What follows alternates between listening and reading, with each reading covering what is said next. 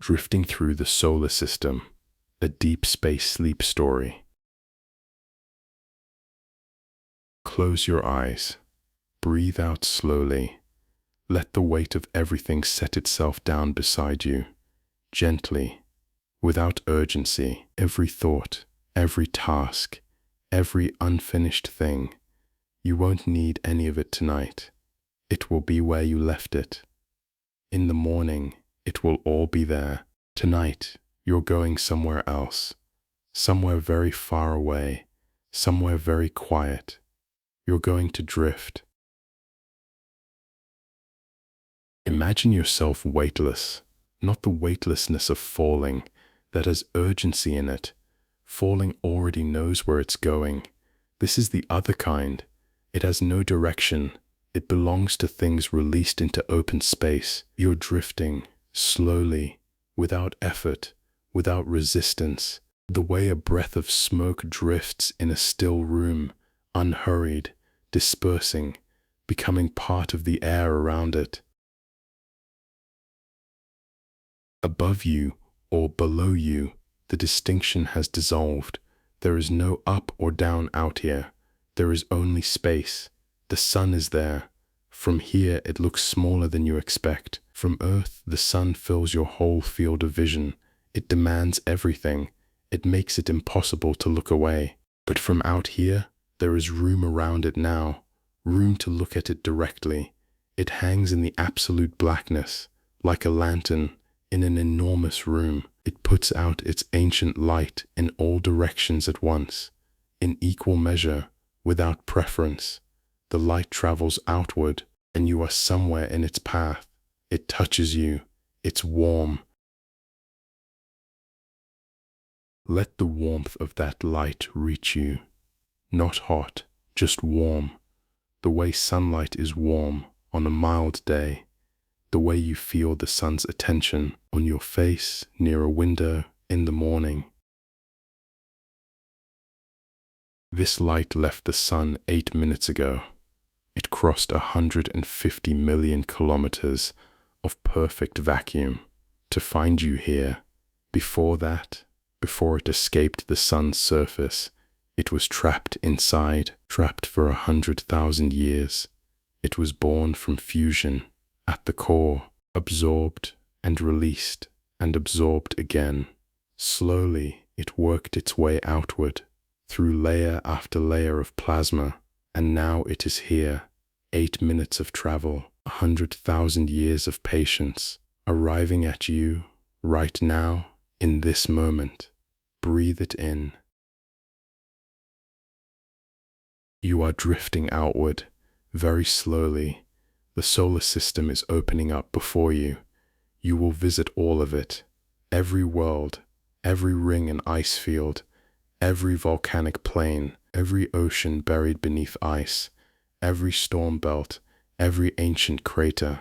By the time you have drifted through all of it, you will be very far from where you started, very quiet inside, the sleep already waiting for you.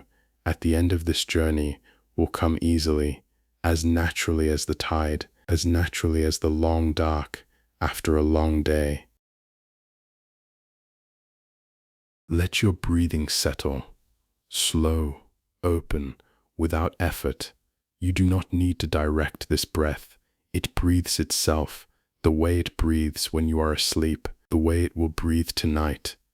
The solar system before you has been here for 4.5 billion years. It is in no hurry. The planets move in their orbits at steady, unhurried speeds.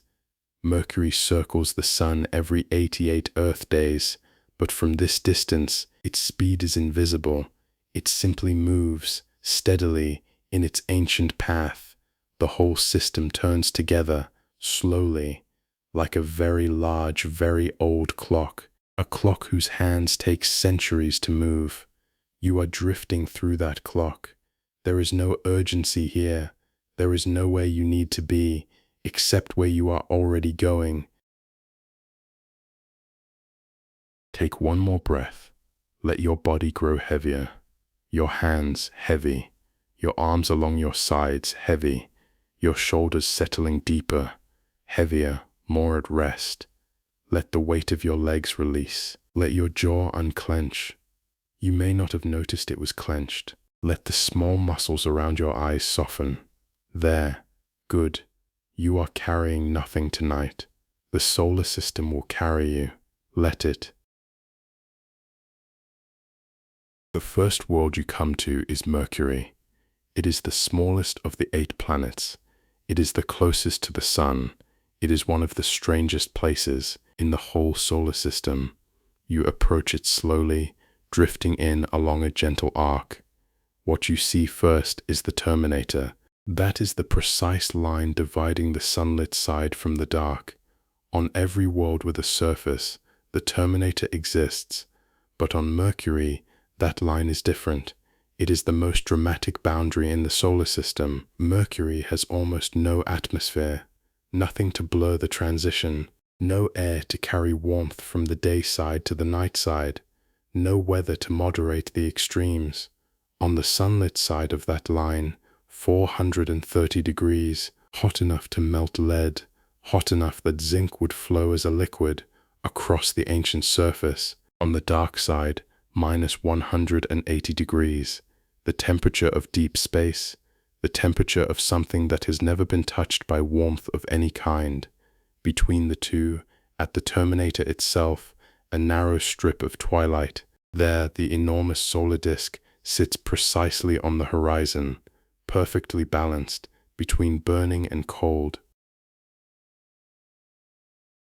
From Mercury's surface, at that precise line, the Sun appears nearly 3 times wider than it does from Earth. 3 times wider. If you stood there, on the ancient cratered plain, the Sun would fill an enormous arc of the horizon. The sky above it would be pure black. The shadows cast by the smallest rock would be long and precise.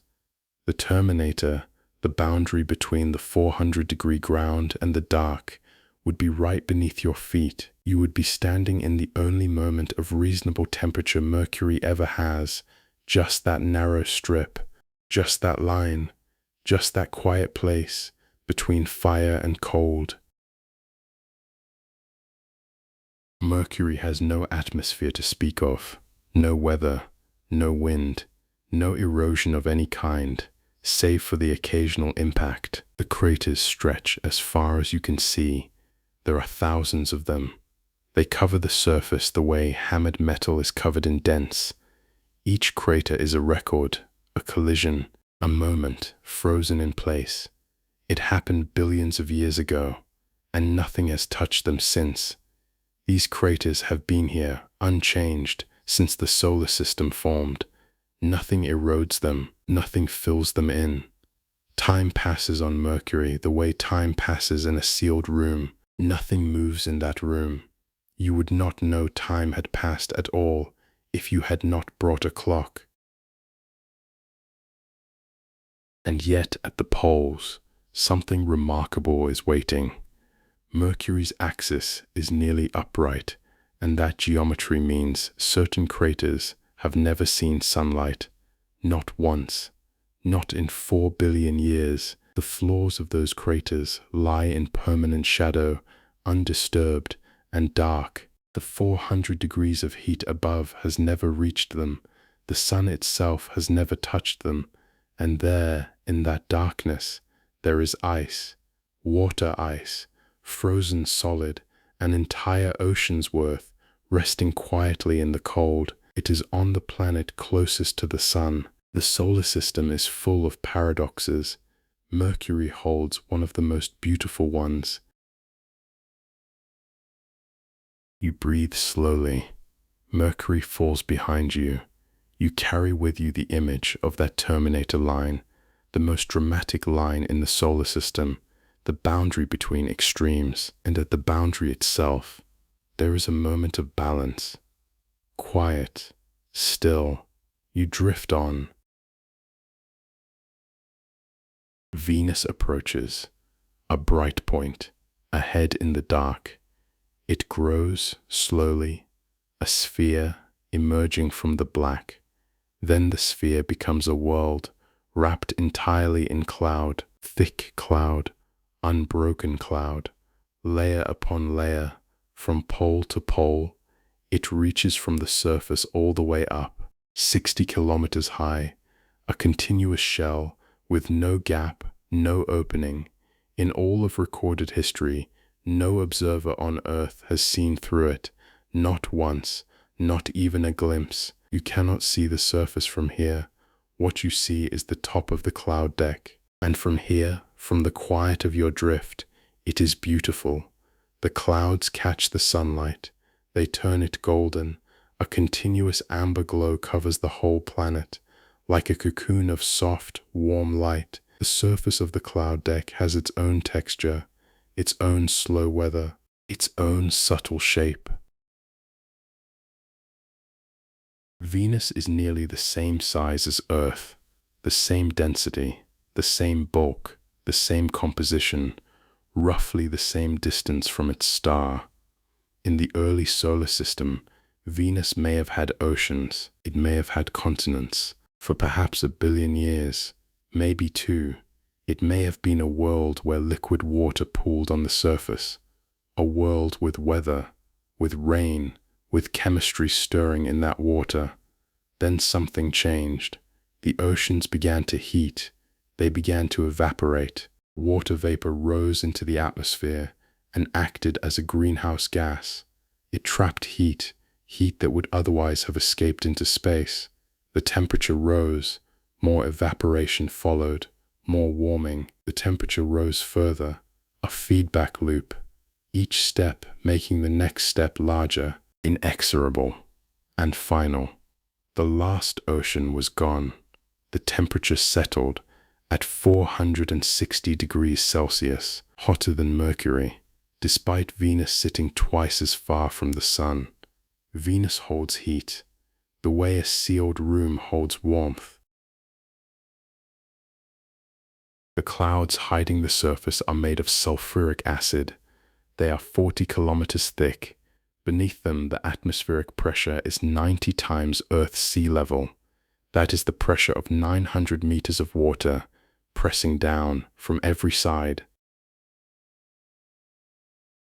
A few spacecraft have landed on Venus.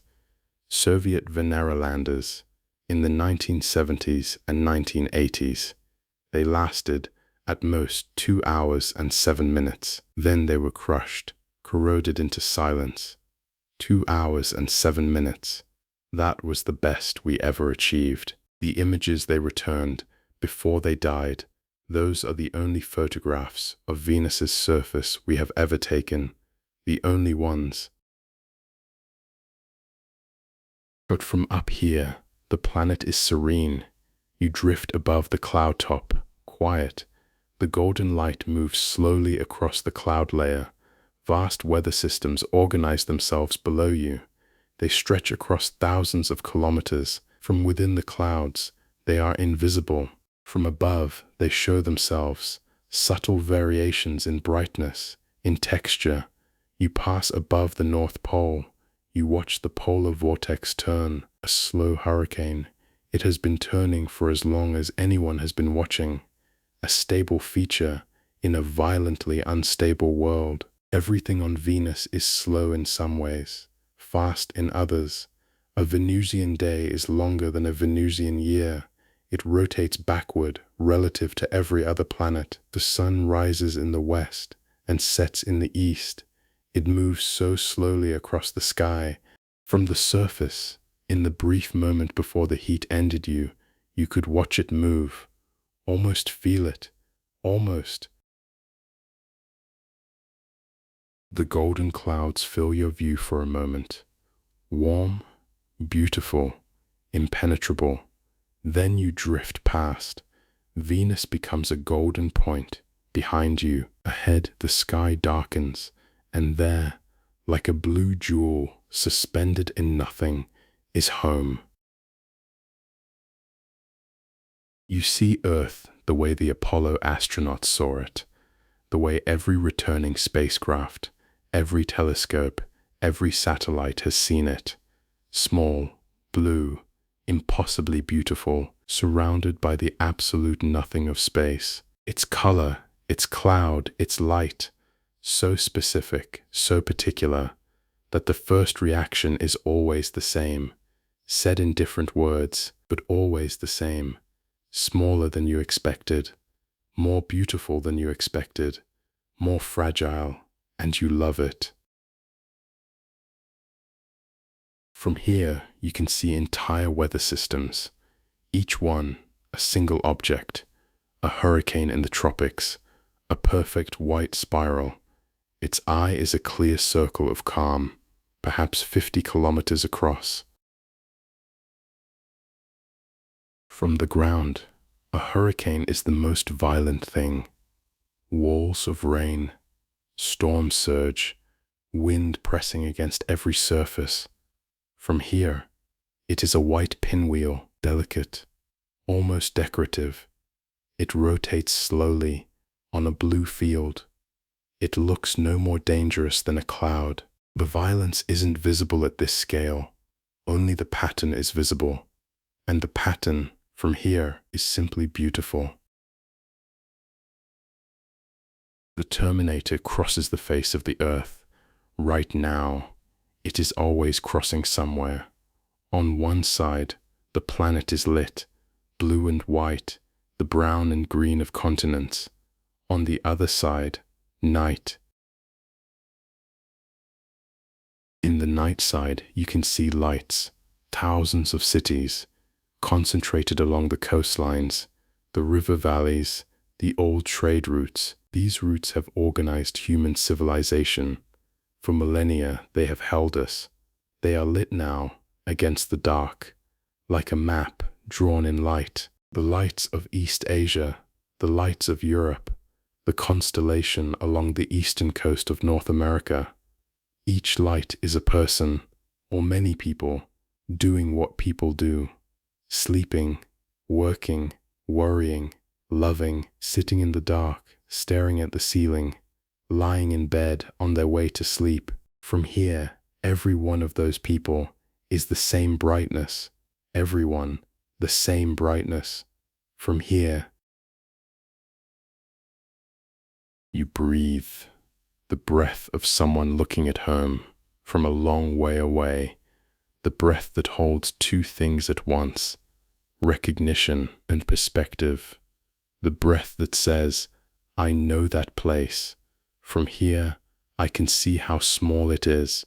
From here, I can see how precious it is. Both things are true. Neither one cancels the other. Quiet, just that. Then you turn gently and continue outward. The earth grows smaller behind you. The sky ahead grows darker, fuller of stars. The distances between things begin to feel real. The moon is close, 380,000 kilometers, near in the language of space. Light crosses that distance in a little over a second, close enough that the moon fills your view as you drift past. It is gray-brown, ancient, covered in the record of billions of years. The dark regions are the Maria, the seas. Ancient astronomers named them. They imagined water there. They didn't know. These are vast plains of basalt, lava that flooded the deepest basins and solidified long ago. The lighter regions are older still. The original crust of the moon shattered and shattered again by the bombardment of the early solar system. Quiet, very old, very still.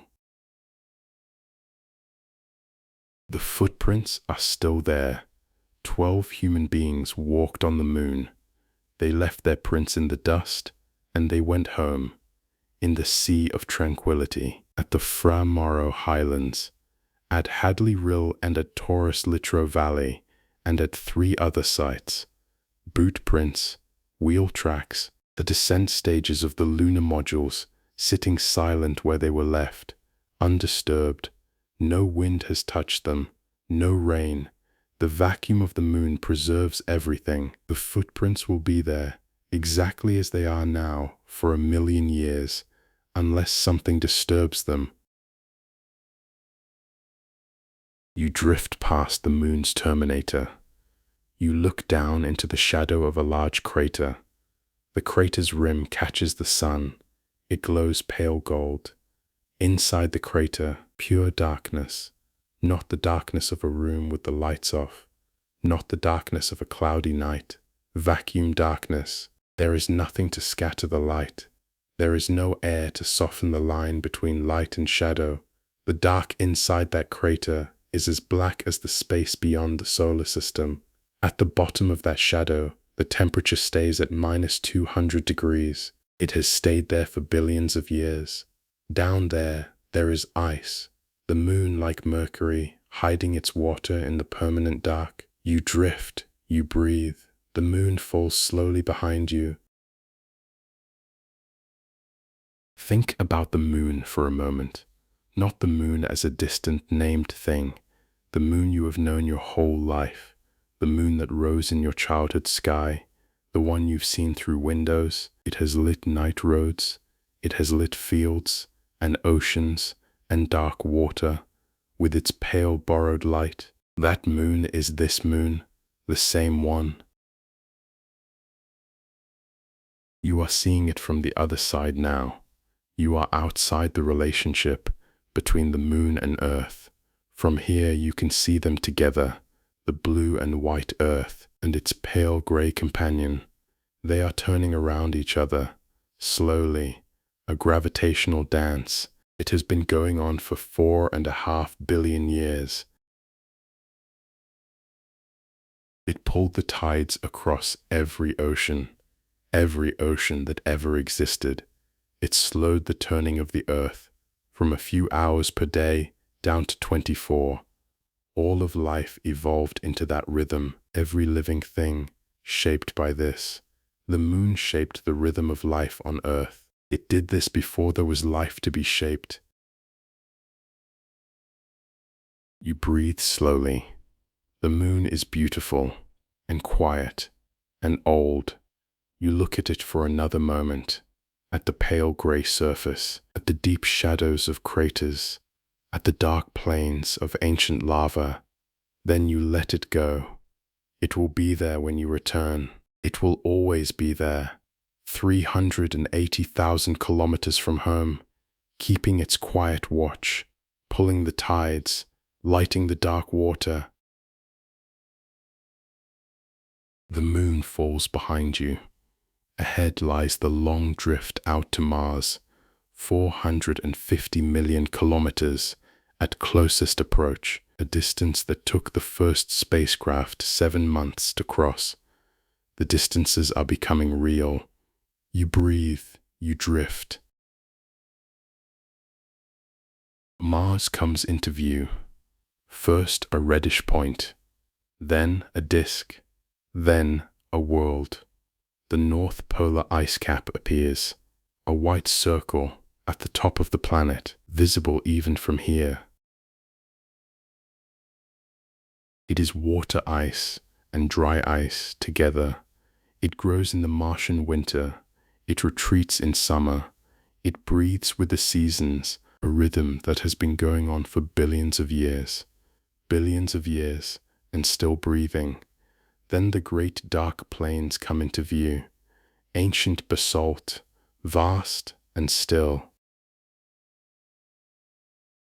The Tharsis Plateau appears next, a raised region the size of North America. The solar system's largest volcanoes stand there, Olympus Mons, 22 kilometers high, 600 kilometers wide, so wide that standing at its center, you could not see its edges. The mountain's horizon would fall below your own. You would reach that point before you ever reach the rim. From space, it does not look like a mountain at all. It looks like a gentle rise, a subtle elevation, a soft prominence on a vast, quiet surface. The Valles Marineris cuts across Mars like a wound, 4,000 kilometers long, up to 7 kilometers deep. Placed on Earth, it would stretch from one coast of North America to the other. It formed slowly. The Martian crust stretched and collapsed. Ancient water carved it further. The water is mostly gone now. Mars's magnetic field weakened billions of years ago. The solar wind found the atmosphere. It stripped it away. Slowly, century by century, it thinned. What remains is 1% of Earth's pressure. Too thin for liquid water to persist. Too thin and too quiet. But the evidence of the water is everywhere. River valleys, still there. Ancient and dry, but still there. Lake beds, still there. Deltas where rivers once met standing water, still there. Billions of years old, and still there. The surface is a deep red-brown, the color of oxidized iron. That is exactly what it is. Iron dust, worn into rust over billions of years. Trace oxygen in the thin atmosphere did that work, and perchlorates too. The dust mixed into the soil and settled across the whole planet, a layer of rust everywhere. In the late Martian afternoon, fine dust hangs in the thin air. It scatters the low-angle sunlight. The sky turns purple. The horizon turns blue. Sunsets on Mars are blue. The same dust that makes the daytime sky a pinkish tan, that same dust makes the sunsets blue. Both things are true at once. Neither one is a contradiction. Phobos and Deimos, fear and dread, the two moons of Mars. They orbit as lumpy, irregular, captured asteroids. Phobos is the inner one. It orbits so close and so fast that it rises in the west and sets in the east. It completes 3 full orbits every Martian day. Every century, it moves 2 meters closer to Mars. In 40 million years, a short time in geological terms, Phobos will either crash into the surface or break apart. Tidal forces may pull it to pieces first, and then it would form a ring around Mars. Tonight, it is a small dark shape, moving slowly across the faint stars, keeping its quiet watch. You breathe above Mars, the red planet, the red desert, the ancient world. It may have once held everything life needs. Then it lost most of that, to time and to physics. You carry it with you as you drift on. You move into the larger solar system, into the colder, more distant reaches. Out there, the warmth of the sun becomes a memory. Between Mars and Jupiter, the asteroid belt lies, not the chaotic field of science fiction, not the dense tumbling rocks, something quieter, something much more empty. Millions of objects orbit the sun here, rocky ones, metallic ones, all moving in roughly the same slow plane, but the distances between them vast, nearly 1 million kilometers on average. If you stood on one asteroid and looked for the nearest, you would need a telescope. This is a place where a planet never formed. In the early solar system, a disk of gas and dust surrounded the young sun. It began to condense. Solid bodies started to gather. The material here began to accumulate, as it did everywhere else. But then, Jupiter, enormous Jupiter, fully formed, dominant. Its gravity kept disturbing the orbits of those gathering bodies. It accelerated them. It made their collisions too violent. Objects shattered instead of sticking. The rocks that should have become a planet never did. They're still there, 4.5 billion years later, the raw material of a world that was never permitted to exist, just waiting, drifting, unchanged. You drift through the belt slowly. Once in a while, a rocky shape passes at a distance, irregular, pitted with craters, slowly rotating. One face is sunlit. The other is dark, Some are nearly black, made of carbonaceous material. They absorb almost all the light that falls on them, dark as coal, darker even. Some are bright, made of silicate or metal. They catch the distant sunlight with a dull, quiet gleam. One tumbles slowly past, in the middle distance. It catches the light on a small flat facet, holds it for a moment, just a moment, a single flash, like a signal, like a greeting, and then it is dark again. It continues its orbit, indifferent, unhurried, as it has for 1 billion years and more. You watch it go. You are still. You are here. And the dark around you is kind. Ceres appears ahead. It is a rounded world, 945 kilometers across, large enough for its own gravity to pull it into a sphere, large enough to be called a dwarf planet. Its surface holds bright spots in some of its craters. They are deposits of sodium carbonate, left behind when briny water seeped up from underground. That water evaporated in the near vacuum and left its salts behind, just salts and silence. The bright spots catch the sun's light, small beacons on an otherwise ancient surface. They are visible from here. Ceres has been here for 4.5 billion years. It circles in the belt, keeping its water, its salt spots, its craters. It makes no noise. It sends no signal, just orbiting. The quiet of the asteroid belt is a profound quiet. It is not the quiet of waiting, not the quiet of something about to begin. It is the quiet of something that has always been, exactly what it is, older than any human civilization. It will outlast any human civilization. You drift through it. Ahead, the solar system changes scale. The inner worlds, rocky, small, close together, are behind you now. The outer worlds are enormous and far apart. You are crossing a threshold. Jupiter appears first as a bright point, ahead in the dark, brighter than anything except the sun itself. And then it grows. It keeps growing. Jupiter is more than 11 times the diameter of Earth, more massive than all the other planets combined. As it fills your view, the scale of it becomes something you feel, not something you think, not a number, not a statistic, a physical sensation. It arrives slowly. Jupiter continues to grow and fill more and more of the sky ahead, until the sky ahead is mostly Jupiter. The cloud bands are visible now, dark belts, light zones, running parallel to the equator, all the way around.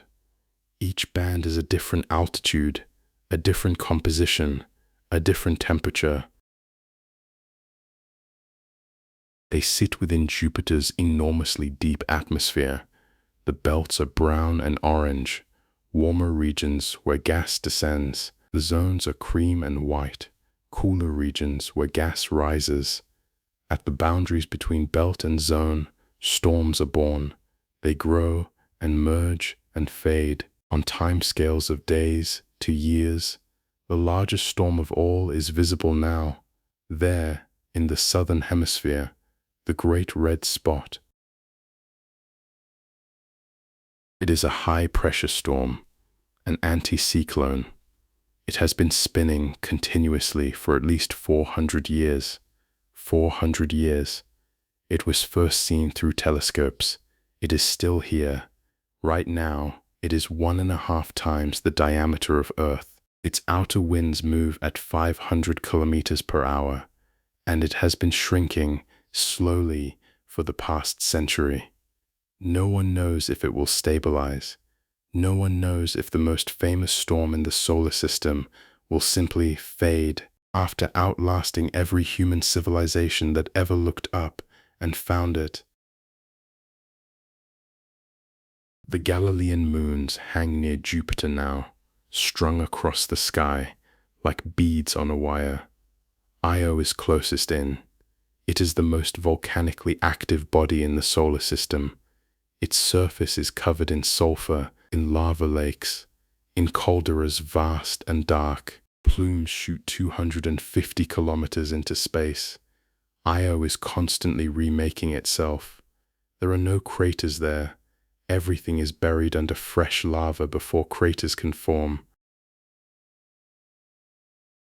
Europa is next. It is covered entirely in ice, a smooth and cracked shell of ice over a global ocean. That ocean runs 60 to 150 kilometers deep.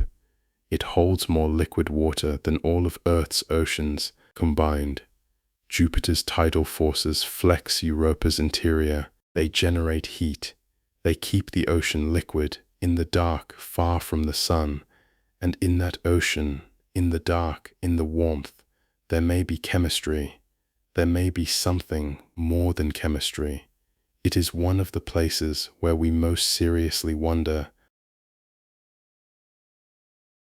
You breathe beside Jupiter now, slowly, still.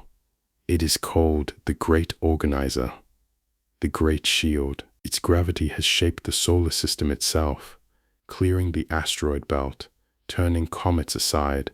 It swept the outer solar system into a stable configuration, and that stability gave Earth something rare, billions of years of quiet. Whether life on Earth owes something to Jupiter is still debated. What is certain, Jupiter has been out here, doing what it does, for as long as the solar system has existed. You breathe in the knowledge of it, and drift on. Nothing in the solar system prepares you for Saturn. You know it's coming. You've seen the images, the photographs. You know what it looks like. But when it finally fills your view, something shifts. The shadow of the planet falls across the rings. The shadow of the rings falls across the planet. They hold each other in the dark. The pale gold of the cloud bands, the pure white of the ring plane, the absolute black of space, they come together, a single image, still and vast. The knowledge you carried does not reduce the feeling, it expands it. The reality of Saturn, seen from nearby, is larger than the image you brought with you, larger than you expected, larger somehow than it should be. The rings are made of ice, billions upon billions of particles, each one in its own orbit, each orbit slightly different from the one beside it. If you could see every particle, they would look like an enormous flock of birds, each on its own path.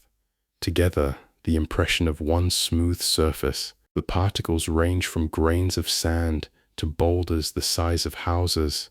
From a distance, the individual pieces vanish. What remains is the collective, a smooth, brilliant, continuous plane of light, vast and yet impossibly thin. The rings span 13,000 kilometers, inner edge to outer. In most places, they are between 10 and 20 meters thick. If you scaled Saturn down to the size of a basketball, the rings would be thinner than a sheet of paper, vast in area, thin as a breath. You drift beneath the ring plane. You look up. From below, the rings are backlit by the sun. Light passes through the gaps, in pale shafts. Dense concentrations of particles create bands of shadow. The whole structure becomes a diffraction pattern. Vast, natural, a kind of optical instrument, larger than any telescope ever built. It sorts sunlight by wavelength, by particle density. From below, colors appear that aren't visible from above. Pale blues, where the ice is purest, very faint purples, where something slightly different is mixed in, a trace of gold, where iron has touched the ice. The rings are not simply white, They are everything that ice can be when examined carefully. Titan floats behind you against the ring plane. It is large and warm-looking, orange with haze. The thick nitrogen atmosphere is tinted by organic chemistry. That chemistry is happening right now in the upper air. Below the haze, a world with a complete weather system. Methane evaporates from lakes on the surface. It rises, it condenses into clouds, it falls as rain, it collects in rivers. Those rivers drain into lakes. A complete cycle, exactly like Earth's water cycle, but with a different molecule. The lakes are still, the rain falls, the rivers run. At -179 degrees, the methane stays liquid. Water there is frozen solid. You breathe beside Saturn for a long time. There is no hurry here, no hurry at all. The rings drift slowly around the planet. The shadow plays across them. The geometry of sun and planet and ring rotates imperceptibly. The distant sun lights the ring plane from one side. The shadow falls across the cloud bands on the other. This is one of the most beautiful things in the solar system. You have all the time in the world to be with it. You breathe, you drift. Beyond Saturn, the distances lengthen. The sun, already small, becomes smaller still. The light here is 1/400th as bright as on Earth. It is enough to see by, enough to illuminate surfaces, but it is dim, a perpetual quality of winter light. Shadows are long. The sky is always a shade darker than you expect, always just a little darker. In this dim blue light, you approach Uranus. Uranus is blue-green. It is the precise color of very cold mint, of shallow tropical water over white sand, of a single wavelength left behind. Methane in its upper atmosphere absorbs everything else, everything but this, and what remains is that color, that quiet, cold blue. It looks smooth from a distance, nearly featureless, calm, but beneath that calm, winds blow at 200 kilometers per hour. Storms rage on timescales of decades. The thick atmosphere hides all of it. The same blanket that gives the planet its color also hides its weather. You would never know from looking. It is still, and it is not still. Uranus is tilted nearly on its side, 97 degrees. It rolls through its orbit like a ball, rather than spinning like a top. Its north pole points nearly at the sun during northern summer, then nearly away, for 42 Earth years. 42 years of continuous sunlight at one pole. The other pole experiences 42 years of night, the longest seasons in the solar system. 42 years. The mind approaches this fact and retreats from it. It does not fully take it in. It drifts alongside Uranus's blue quietness, just drifts and continues outward. Neptune is the last of the 8 planets. It is deep blue, a darker blue than Uranus, the blue of deep ocean, just before it darkens to true black. It is the blue of a sky seen from high above, the blue of something that has absorbed everything else and kept only this. It was not found by looking, it was found by thinking. Astronomers noticed that Uranus was not quite where it should be. They calculated, they reasoned, they asked, where would a hidden planet have to be? Then they pointed their telescopes at that spot in the sky, and there it was, Neptune, exactly where the mathematics said it would be. A planet found by reasoning, before it was found by looking. Neptune has the fastest winds in the solar system, 2,000 kilometers per hour. They are driven by heat left over from its birth. That heat is still escaping, still driving the weather of a world that receives less than 1% of the sunlight Earth does. Triton, its largest moon, orbits backward. Nitrogen geysers erupt from its surface. They shoot kilometers high into the dark. It is 38 degrees above absolute zero, and it is still doing something. You breathe in the dim blue light of the outer solar system. Out here, the sun is not silent. It broadcasts radio waves continuously. The solar wind carries low pressure moving through the deep. Scientists have listened. They converted that signal into sound. What you get is something between a heartbeat and static, a low, continuous rushing, very faint, very low, a vibration you feel rather than hear. Out here, you can almost imagine it. The solar system's own heartbeat, slow and steady, patient as the physics that makes it. Both ice giants fall behind you now. The sun is a bright star, no longer a disk, no longer a warmth you can feel, just the brightest star in a sky full of stars, and ahead, the outermost reaches of the solar system. Pluto comes into view, slowly. It is small, smaller than Earth's moon, and it is far more than 5 billion kilometers from the sun. What you see first is the heart. A vast plain of nitrogen ice, shaped roughly like a heart, pale and luminous in the dim light of the very distant sun. It has a name, Tombaugh Regio, named for Clyde Tombaugh, who found Pluto in 1930. He was 24 years old. For the rest of his life, he was the only living person who had discovered a planet. He died in 1997.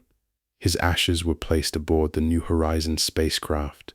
It launched in 2006. It arrived at Pluto in 2015. It had traveled 3 billion miles, and it carried him, or the part of him reduced to ash, past the world he had found. He had found it with his eyes, and a blink comparator that was 85 years before. The heart that bears his name is visible from here, pale and luminous. Water ice mountains rise 2,000 meters high. They stand at the edge of the nitrogen plains. They are as tall as the Alps. They are made of water ice, so cold it behaves like rock, rigid and permanent in Pluto's environment. The nitrogen plains are different. That ice is soft enough to flow, very slowly. Like a glacier, it moves, filling craters as fast as they form. This keeps the heart smooth, crater-free. Still, the highlands surrounding it are different. They hold the full record, 4 billion years of bombardment, written in stone. Charon hangs enormous in the Plutonian sky. It is Pluto's largest moon, more than half the diameter of Pluto itself, and it is close, so close that Pluto and Charon are tidally locked. Each keeps the same face turned toward the other, always, permanently. Two worlds in perpetual face-to-face orbit, watching each other across 19,000 kilometers of space. A binary system in everything but name. Two worlds, always facing, always still. Pluto falls behind you. The sun is now simply a star. The brightest star, yes, unmistakably the brightest. But a star, just a star. The constellations look exactly as they do from Earth. The distances between stars are enormous. You would need to travel a long way, a significant part of a light year. Only then would any constellation shift its shape enough to notice. From anywhere inside the solar system, the stars look the same. You are very far from where you started, and the stars are exactly where they always are. Somehow, both of those things are true at once. Beyond Pluto, the Oort Cloud, a vast spherical shell of icy bodies. It surrounds the solar system at enormous distances, 2,000 to 200,000 astronomical units. Sunlight takes months or years to reach the outermost objects. The objects out here orbit the sun very slowly. They take millions of years to complete one circuit. They are so loosely bound, a passing star can nudge one inward and it begins a long fall toward the inner solar system, arriving centuries later as a long-period comet. A tail of gas and dust extends millions of kilometers behind it. This is where comets are born. This is where the solar system keeps its oldest material, the original ices from the disk that formed the planets, unchanged since the beginning. You drift to the edge, the boundary between what belongs to the sun and what belongs to the galaxy. On this side, everything you have visited tonight, 4.5 billion years of organized matter, held together by gravity and by time, into worlds and moons and rings and ice fields. You have drifted through all of it. On the other side, 4.25 light years of space, then the next star, Proxima Centauri, then Alpha Centauri A and B, then Barnard's star, then 10 more, then 100 more, then 100 billion in this galaxy alone, and beyond this galaxy, another and another, 2 trillion galaxies, 2 trillion. You are at the edge, and none of it is frightening. None of it is frightening. You know exactly where home is. That bright star behind you, and around it, the small rocky world you came from, and on that world, the specific room you're in right now, and in that room, the specific warmth of the blanket, where it touches your body. Everything else is distance. The warmth is here. The edge of the solar system is not an edge you cross. There is no line, there is no sign marking it. It is a gradient, a gradual fading. This is the place where the solar wind grows too weak. It can no longer hold back the interstellar medium, the thin gas between stars. That boundary is called the heliopause. The Voyager spacecraft crossed it. Both of them, one in 2012, one in 2018. They are out there now in interstellar space, billions of kilometers from home. They are still transmitting. Their signals take more than 20 hours to reach Earth. That is traveling at the speed of light. Still talking, still there. We are still listening. You breathe at the edge of everything we have ever explored, and you notice the edge is not frightening. It is simply very quiet, very still, the kind of still that exists before anything, the kind of still that holds everything in it as potential. This is the still from which all of it came. The sun, the planets, the moons, the rings, the ice and the oceans, the storms, the volcanic plains, all of it condensed out of this quiet. The story is still going. You have visited it tonight, all of it, and now the quiet is available to you too. It is the same quiet. It is right here. The return. Let the solar system come to you. Let the distances collapse, the way they do, in that place between thought and dream. Not with movement, not all at once. Simply, you were at the edge, and now the outer planets are near. Saturn's rings catch the dim light. Close, now, quietly close. And ahead, the blue Earth. You are above it, looking down at the night side, the lights of the cities, the continents, and the thin blue line along the edge of the world. The thin blue line, visible from space, a haze along the curve of the planet, 100 kilometers thick, on a world 12,000 kilometers wide, thinner, relative to the Earth than the skin of an apple. Everything that lives here, everything that has ever lived here, exists within that shell. Air, warmth, a specific fragile chemistry, and somewhere within that shell, in a specific region, on a specific continent, in a specific room, you are lying down, breathing. You have seen the entire solar system tonight. Every world, Mercury to the Oort Cloud, Saturn's rings, Jupiter's storms, Europa's hidden ocean, Pluto's luminous heart, the thin blue line of home, seen from very far away.